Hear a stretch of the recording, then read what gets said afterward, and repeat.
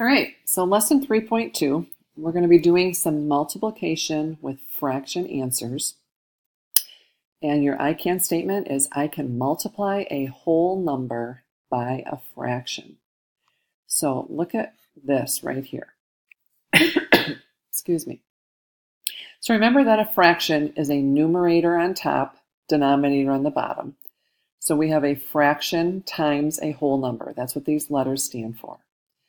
So when we are multiplying a whole number times a fraction, the only part of the fraction that's going to change is the numerator. The part that's not going to change is the denominator. So let me show you what I mean. If we have, come on.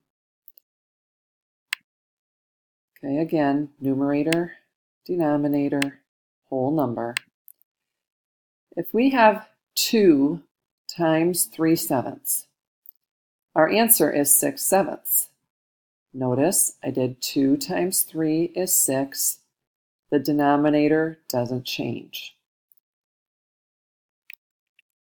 Look down here.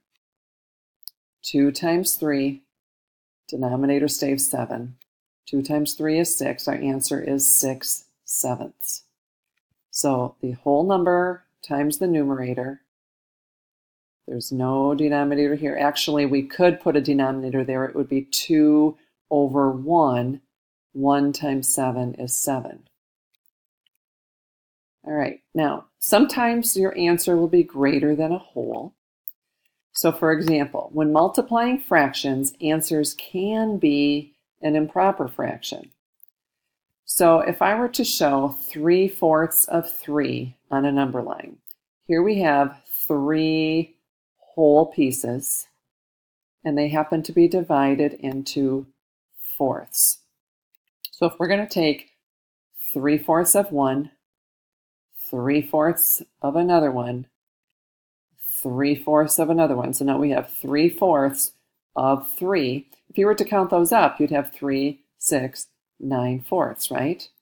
Well, if we look at it as a multiplication problem, 3 times 3 is 9.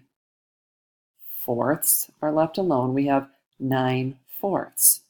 So if we were to write 3/4 of 3 as a mixed number, 9/4 would be the same as 2 1/4, because 9 goes into 4 twice with 1 left over.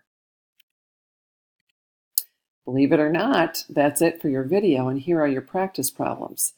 So write out 2/3 times 6.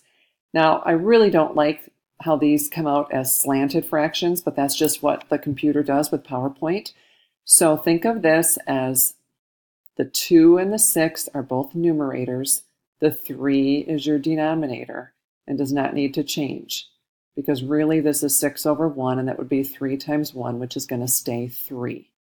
So multiply, leave your numerator alone, multiply, leave the numerator alone. Okay, now these you're going to leave as improper fractions, but this one you're going to change your answer to a mixed number. That's the only difference. So multiply, leave your numerator alone. See you in a while.